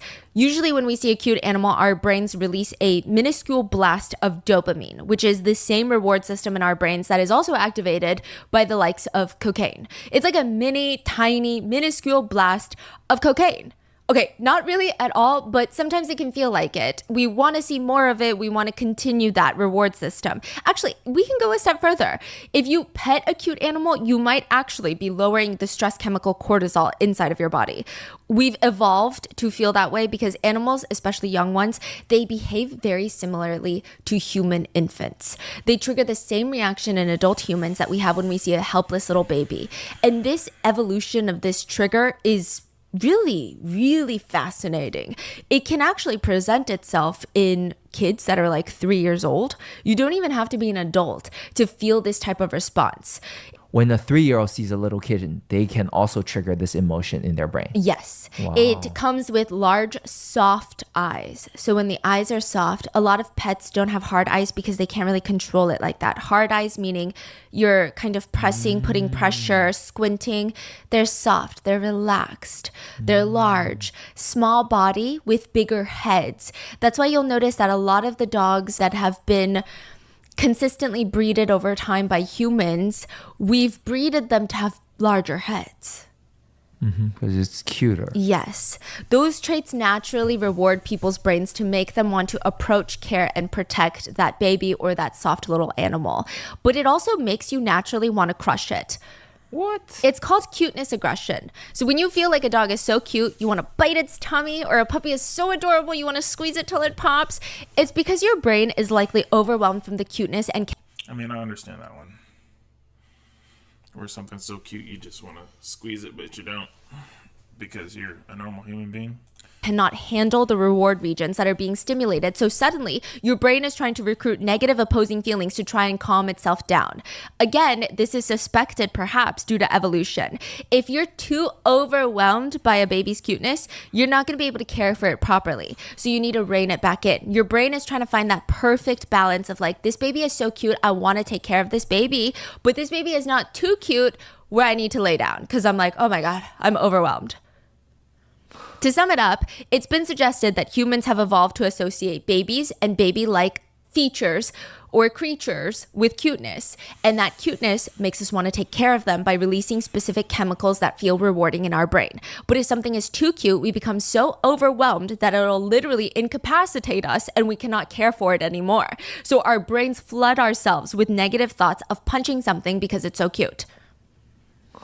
But if you're a normal human being... But if that... Okay, that makes more sense psychologically than the psychologists that were saying that, they to justify that they do it because they put themselves in their place and blah, blah, blah. It makes more sense when you put it like that, because then I would want to understand if they're flooded with either so much negative energy after the cuteness factor, or one is overlapping another to where it almost overrides in their brain and they somehow get stimulated from that to make it not justifiable, but to make it make sense, rather than whatever bullcrap that other psychologist was talking about. You're not going to punch your dog. You're just going to say, "You're so cute, I just want to squeeze you until you pop." That's all you're going to do. And then you're going to go on your phone and you're going to watch Hello Street Cat. There is an app in China called Hello Street Cat. It's a nonprofit set up by a number of stray cat feeders all around the major cities of China. It's like TV-shaped boxes without the TV that are placed around the major cities. There's cat food inside. A stray cat will walk in, and the box has cameras and sensors everywhere. The box will actually scan the cat, create a file based on the cat if it's their first time entering, and the cat will receive food. After a while, they'll monitor the cats and see which ones need to be neutered or sprayed, and then release them back into the wild. Which, side note, that whole process is called TNR, which is trap, neuter, release. And I don't know how I feel about it. I don't think I know enough to have an opinion. I think there's opposing sides to a process like that. So this is not me agreeing and saying TNR is the best. Wait, so, okay, to get it clear, there is a box that's like, I imagine like a bus station for cats. Like, yes. Like cats can come here, get some food, and then there's a camera monitoring how they are doing, and then they will leave. Yes, they will monitor the cats, and if they think that the cat needs to be neutered or spayed or needs medical attention, they will try to trap the cat to get it that medical attention. Now, once they trap some of these stray cats, the best choice would to have that cat be adopted. But they do realize that this is what they said, a lot of street cats are not adoptable by most families because they do not behave domesticated, which is what I guess a lot of families are looking for. So sometimes they will release the cat back into the wild because they just don't have the resources as of right now to care for that cat. But they will try to provide as much medical attention as possible when necessary. Now, again, I don't know if you agree with this process, but I would say better than not feeding a stray cat, right? Like, we can't take in all the cats. We wish we could, but I'd rather at least feed a few cats. So again, I don't know. But the whole point of Hello Street Cat is to just help as much as they can with the resources they have. So they focus on feeding. There are live streams set up so you can see the inside of these feeding boxes. And every time that you donate through the app, fresh kibble will rush down into the bowl and the cat of your choosing will likely have a blast. There's always kibble. They call it Mount Kibble, like mountain kibble. Yeah, there's always Mount Kibble, but sometimes it's stale. So if you really like a cat that walks in, you get them fresh kibble and it lands on top of the stale kibble and they get to enjoy a fresh meal. There's like a whole Wikipedia page dedicated to all the famous stray cats on Hello Street Cat.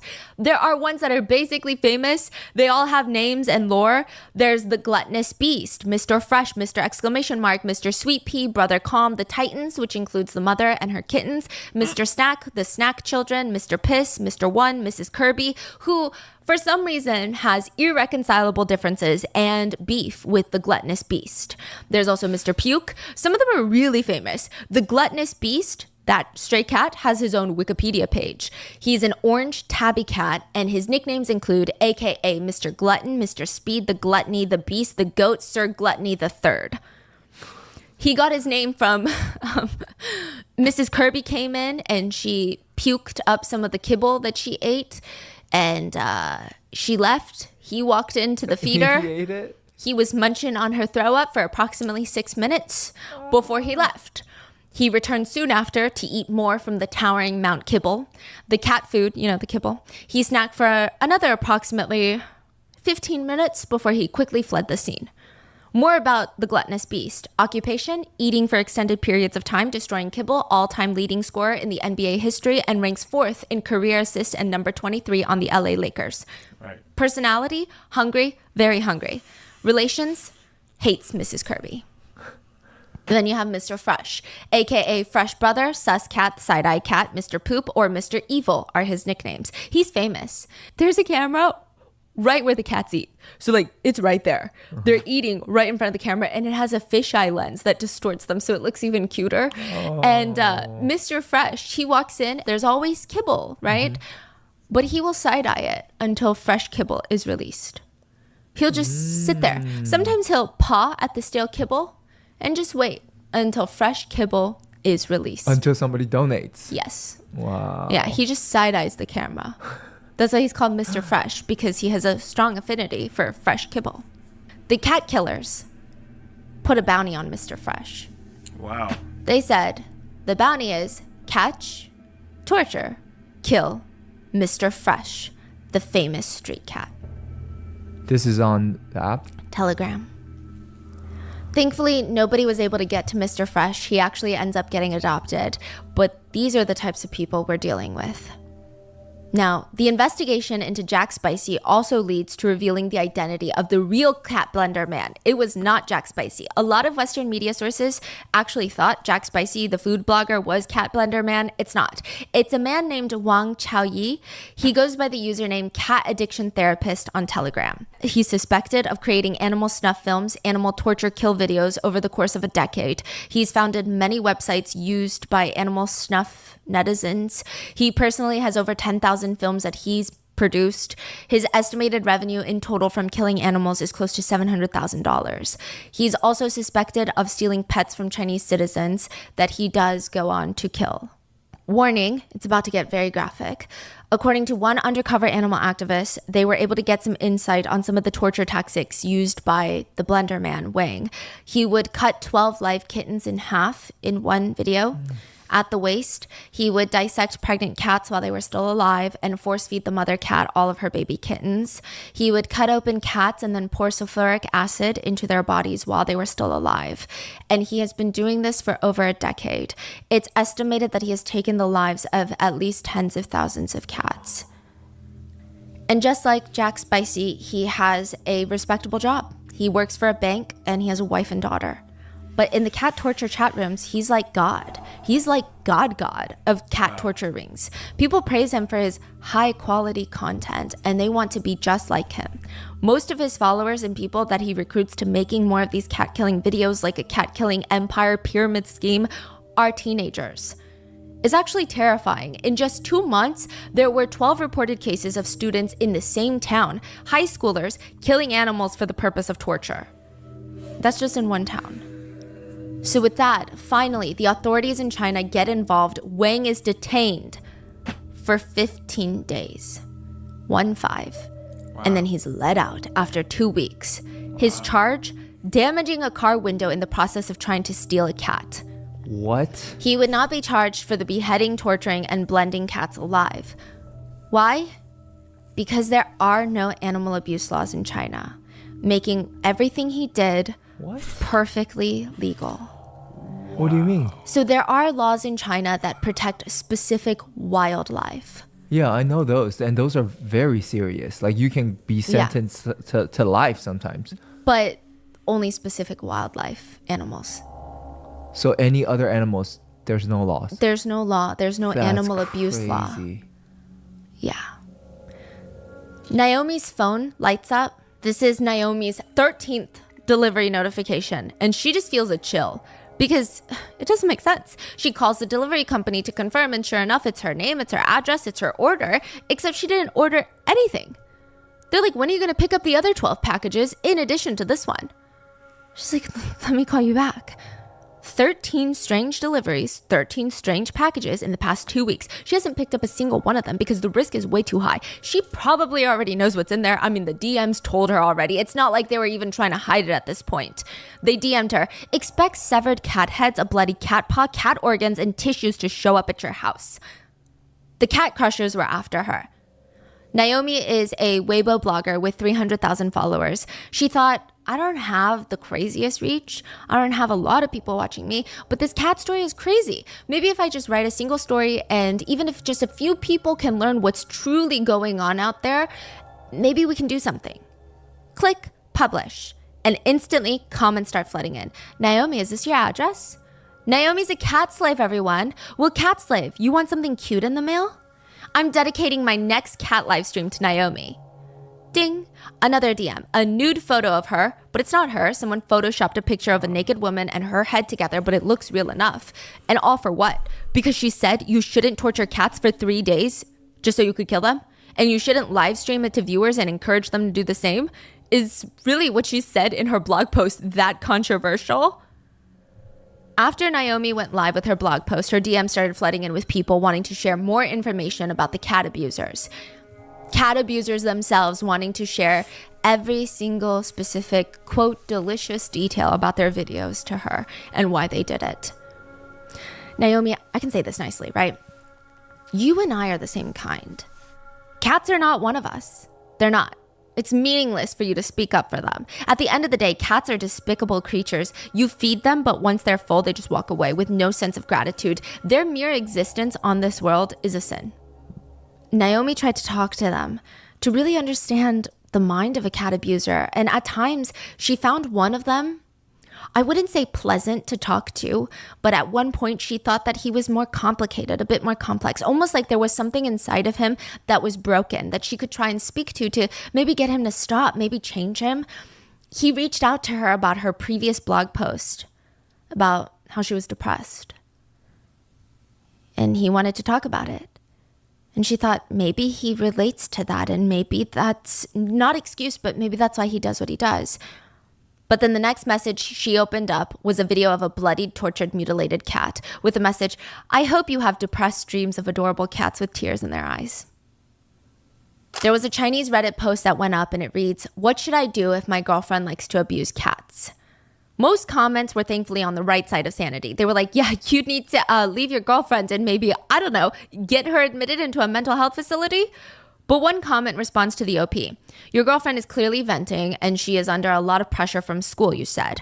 Let your girlfriend do what she needs to do. Who cares what other people think? And why do you even care about at all what the cats think? Don't be posting about your relationship on forums like this. Don't be standing on some weird moral high ground so you can teach her. Just comfort her. Just help her deal with her stress and all that pressure. I mean, hurt people will hurt more if they have to restrain themselves. As long as she's not affecting other people, it's okay. That response was written by the Shanghai tech cat killer. The girl from From the beginning of the story. Wow. The one with the black hair, the one that was on the CCTV camera. Yeah. She The 7 cats. Yes. After news broke that Peng Wangdi was exposed for being Shanghai Tech's university cat killer, she requested a 1-year leave from school and people started digging into all of her past stuff. This is an account that she had that she responded to someone being like, what do I do if my girlfriend likes to hurt cats? And she's like, let her be. And it's crazy. She took a 1-year suspension from school. The school okayed it. She was not expelled. Nothing happened to her. She was not arrested. She actually has no remorse. She attended a student meeting that was held to talk about what she did. And she went just to listen to the students crying about the cats, calling her all sorts of names. And she just sat there listening. No remorse, no emotions, nothing. Apparently, she's been killing cats for years before she's been caught. Back in 2020, she posted a question on a Chinese forum that said, can potassium cyanide be used in medicine? Why do doctors in TV shows always have a bottle of it in their cabinet? Cyanide. And all the cats on the university campus were found to be poisoned. Wow. Everyone on campus was terrified at the idea of her returning back because technically she can't be arrested because she didn't do anything illegal. And for some reason, the school won't expel her. Students wrote online, isn't this an early symptom of a deranged killer? Her current cat abuse is only because she can only abuse cats right now. When she can no longer get pleasure from abusing cats, everyone she comes across, gets in contact with, could be her next potential victim. And the crazy part is, in the world of the cat torture rings, this girl from Shanghai Tech isn't even one of the worst. In the end, both Jack Spicy and Wang Wood, the Blender Man, would issue apologies. Jack Spicy wrote on Weibo, the Twitter of China, I'm Jack Spicy. For my actions of abusing cats, filming it, and splicing together footage of killing cats to cute videos online and then sharing it to social media groups, I feel ashamed and remorseful and apologetic. After the video spread online, public security and cyber authorities have severely criticized and educated me. They have initiated an accountability investigation, and I sincerely accept the supervision, condemnation from netizens, and criticism and education from society. In the future, I will learn this lesson, abide by ethics, and improve my own character, and cherish animals' lives as much as I cherish my own. Please give me another chance. His apology was viewed close to 40 million times, and the cat killers were gaining attention. And I guess the hope would be that the cat killers would be socially shamed. Are you older than 18? We are looking for motivated people to take online cybersecurity classes. If you're looking to kickstart your educational even more, and it blew up and popped into never stepping foot out of their house again, that they would lose their job, they would disappear off the internet and live in shame the rest of their filthy, pathetic lives, was the hope. But that's not what happened. The cat killers came back with a vengeance. Each time one of their own was investigated or detained or exposed to the public, it seems like they genuinely thought, let's make the activists feel like nothing they do will ever put a dent on our torture. Nothing they ever do will save anybody. So either let us be or die by your own hands because we're going to drive you crazy. They everyone. Now, because animal abuse is not illegal in China, a lot of the biggest celebrities came out to condemn animal abuse and violence. The idea being, because there might be a lot of young people watching these videos thinking that it's okay or wanting to do something similar, maybe the celebrities' reach and influence, the younger generations will take a step back and realize, maybe I don't want to do that. So some of the top celebrities in China released statements condemning the cat killers, and in retaliation, they were doxxed by the cat torture rings in the chat rooms. Some of their phone numbers, ID cards, social security informations were leaked in the chat rooms. So I see 张馨予、赵露思、王一博、肖战、金星、姜云升. Jeez, like, that's crazy. Yeah, they're like the A-list celebrities. 鹿晗、王源. Wow. Yeah. Wow. Around the same time, a post starts going viral on Chinese social media from one of the cat torturers. This is not an apology, but he issues a threat. After his identity was exposed, there were conversations that the university that he attended was going to suspend him. He wrote online, "I'm telling you, cat slaves, you want me to be in the hot seat? Let's see what you can do to me. Let's see if you guys are my family that pays our school leaders. Let's see which one wins. If Ocean University doesn't accept me, I will give you 1,000 cats to make up for it. I'm going to kill 1,000 cats. So you'll see what the death penalty means. There's no animal cruelty law in the country and the police can't do anything to me. So what can you cat slaves do to me? If you make me have a bad life, I will end up getting a few cat slaves killed too. No one should be able to live then." His name is Fan Qingyuan. Is that not like alarming? It's like a threat on human life, which is illegal, I'm imagining. He is a math major at Shandong University of Technology, or he was, and it's stated that within 2 months, he more than 1 cat a day. Yeah. And even after all of that was exposed, some netizens actually got really mad at the activist. They said, is it really worth it for the cat activist to ruin a future for a promising college student at a good school over a few cats? No way. Another reads, for the sake of ecological balance, wild cats should not even be alive. Stray cats are a nuisance. Another one just stated, don't you know how cruel cats are when they bite people? Yeah, well, maybe don't be mean to them and there's no reason for cats to bite you. I mean, these people could very much just be a part of the gang. Yeah, like. Yeah, so the cat killers, they're mad, they're out for blood, they're doxing high-profile celebrities, they're threatening universities, but the main annoyance that they have are the activists. The activists are like the nth room. They've infiltrated their chat rooms, they have way too many people and accounts in their chat rooms to filter out which ones are the real watchers, which ones are there to watch frame by frame for geographical clues, run voice recognition tests, cross-reference clothing and features of their hands to expose them publicly to the world. Even if they don't get arrested, they don't want their face out there associated with this. They don't know who's who, and that is very frustrating for them. So they decide, let's play a game. Let's drive all the activists so crazy, so depressed, that they leave the chat rooms. Maybe they leave the life. You want to save a cat? Let's do it. Starting with Bucky. Bucky is a beautiful Russian blue kitten. He's got soft, plush gray hair, so soft that his coat is almost shimmering like gray suede. Russian blue kittens are usually on the slightly slimmer side, very elegant, lanky, huge yellow eyes. He was adopted from the shelter. His previous owner absolutely adored him, but she just couldn't care for him the best that she wanted. So really, it was hard for her to bring him into the shelter, but she brought his little bed and begged them to find him a good home. He was adopted by a cat killer. May 20th, 2023, a picture of Bucky next to a large kitchen knife was posted to the Jack Spicy Strips group chat on Telegram. Bucky had been adopted. Ding! A message reads, wire $100 to this address within 24 hours. If not, this cat Bucky, tortured and killed. The activists received the message loud and clear. But on one hand, if they pay the money, it's just $100. Okay, $100 is a lot of money, yes, but I would pay $100 in a heartbeat to save a cat right now. It's just $100. Do whatever it takes to save the cat. Ask your mom for money, ask your brother for money, get $100. It's an easy choice. But on the other hand, these are not people with integrity. Who's to say that they won't pay the money and the cat will still die? And in that case, all they did was fund a cat killer so that they have more resources to kill more cats. Yeah. It's unclear if the ransom demands were met. It likely was met because I'm imagining that at least one of the activists did wire money. But the very next day, May 21st, 2023, a new video pops up in the group chat and Bucky is killed. Sometimes the cat killers would even, as a sick joke, make the cat activists wire money to a real legitimate charity that helps stray cats. The idea being, it's not even about the money. You could donate all the money in the world and we'll still be torturing cats. There's nothing you can do. You think that donating is going to help? Okay, I'm still going to kill a cat. In one live stream, a cat lover lovingly named a little kitten Little Bean Sprout, dedicated for the cat activist. They skinned the kitten alive and then they renamed it Little Pink Bean Sprout as a joke. In another live stream, it was dubbed 160 Needles. The live stream lasted 3 hours, and you can guess what happened. 160 needles were used to torture a kitten. Commentators wrote in the message groups, haha, acupuncture for cats.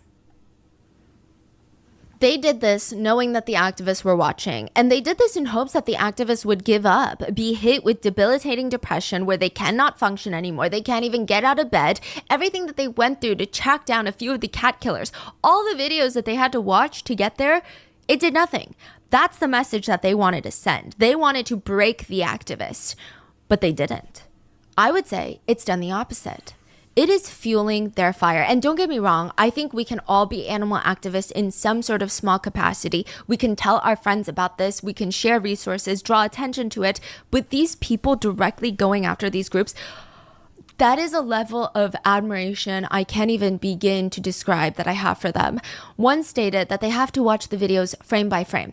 So they don't watch it in moving parts because that's so hard for them. They watch it frame by frame like their photos, and they don't focus on the center, what is the focal point. They just try to focus on the perimeter of the video to see if there's any clues in the video itself. They said it's a lot easier than watching the action, better emotionally. Then, after getting all the visual clues, shoe, clothing, a piece of mail in the background, anything, once she's done doing that, she has to listen to the audio separately because there's a lot of clues in the audio. She said the audio is actually worse.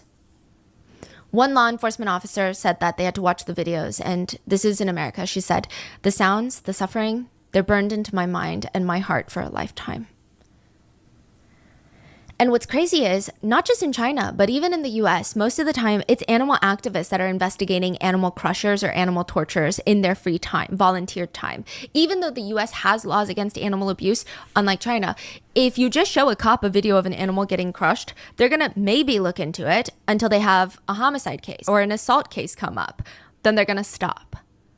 Activists have come to realize the only way that they can at least attempt to put these people behind bars, at least in the States, is to investigate themselves, find the perpetrator, hand them over to the authorities on a silver platter, if you will.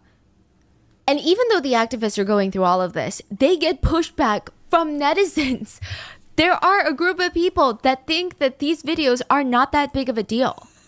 Even when the news of the cat blender video came out, some netizens, obviously a very small percentage, they thought this is just an argument between extreme cat lovers and extreme cat haters. And most of the public are neutral to cats. Someone said that throwing a cat in a blender is just an extreme cat hater's way of expressing themselves. Yeah. For the man who was smeared with feces on his face, the cat killer, some people said it's actually the cat activists who are evil and they need to be punished because there is no law that man is breaking. But these 6 people who live streamed assaulting him, they're breaking assault laws. What kind of example are they setting by breaking laws? That's freaking crazy. Others argued that killing a cat is really no different from killing a cow or a pig to be eaten, which, side note, if you slaughter animals the humane, or as humane as you can get, I don't want to say it's humane, but as humanely as possible for consumption, it's hopeful that they will not feel torture in the death process. These cats are tortured to death for days. For some reason, the fact that people think that way only makes these activists a lot more passionate to put an end to all of this. There is a reason that the FBI now tracks animal abuse in their databases. They track them like homicides and aggravated assaults. The executive director of the National Sheriff's Association said, if somebody is harming an animal, there's a good chance. I recorded and edited my 45-minute podcast in under 10 minutes using Riverside, and here's how. After I finish recording with Riverside, I start by using their They're also hurting a human. If we see patterns of animal abuse, the odds are something else is going on. Essentially, they have concerns that animal abuse could be linked to eventually committing crimes against humans, which is a topic we talk a bit more extensively in serial killer cases. An alarming majority of serial killers have abused animals before they started killing humans. Even Ashley Richards, the Houston woman that was arrested, authorities found messages where she was talking to a client who requested a custom video. They asked her if she would ever be interested in crushing a human to death like she did with the animals. We don't know her exact response, but the authorities have described it as being favorable and not adverse. They said Ashley engaged in online chats with another individual about torturing and killing a human being. It appears she will do anything for either the thrill or the right price, or a combination of both. There are loose studies that connect animal abuse to violence as well, but one activist said, problem is, it's not normal to want to burn a cat alive. No normal person would ever do anything like that. These people who do this are not normal. One teenager who posted a torture video of cats on Telegram was asked, why are you doing this? Why are you torturing cats? He responded, well, I really want to torture babies, but those are harder to get your hands on. As of right now, with China's current laws, abusing and killing wild animals protected by the state is punishable, but the abuse and killing of other animals, different species, is very difficult to punish. But hopefully that is something that can be changed. If you want to help stop the spread of animal abuse videos, I will link felineguardians.org in the description. But again, just to warn you, some pages on their website have blurred out or completely clear stills and pictures of the crimes that have been committed. It is on there. It is graphic. We are not affiliated with them. I have not worked with them personally, but they do have one-click emails for Chinese legislators, as well as posters, updates on the cats, the bounties, and where the cat abusers are now. Updates on the current whereabouts. I believe Jack Spicy is allegedly in the US, in Brooklyn. What? There is another one who is in the state of Georgia. So there's 2 that have fled to the US. The students at Shanghai Tech University, they left out flowers and cat toys for the cats that were killed on campus. And in an effort to make people genuinely care for the cats, because they were stray cats, so you don't have owners talking for them and telling people about what their cat was like and what kind of food they liked and how much they slept and if they liked the sun or not. So the students came together and tried to create these posters with all the cats and the names that the students had given them, and almost like senior yearbook quotes from them, so that they could try and get netizens all over the internet to care about these cats. And one reads under a cat, so sleepy, I'm gonna rest first. Let's play again soon. Make sure to bring more food. Another one reads, are you looking for me? I'm no longer here, but you should take care of yourself. And another one says, I'm gonna get some sleep. Don't wake me up or else I'm gonna fight you. And one says, I know I'm pretty cute, but I'm gonna go chase some stars now, so don't worry about me. And one last one reads, the world outside is so fun. I think I'm lost out here. But don't worry, guys. I will take care of myself and return when I get tired. And that is the story of what is going on with the cats right now. I'm so angry. I feel like this whole episode I was shaking with anger. So if you hear my voice wavering, if you see me sighing or rolling my eyes. I was trying to rein it in, but yeah, I was just really angry. Let me know in the comments, what are your thoughts on this? Have you come across any of these videos? And let me know. Please stay safe and go hug your pets. And I will see you guys on Wednesday for the next episode. I am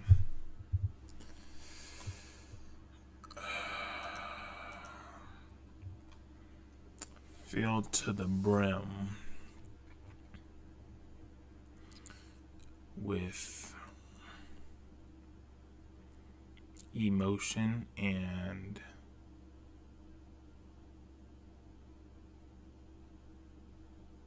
information.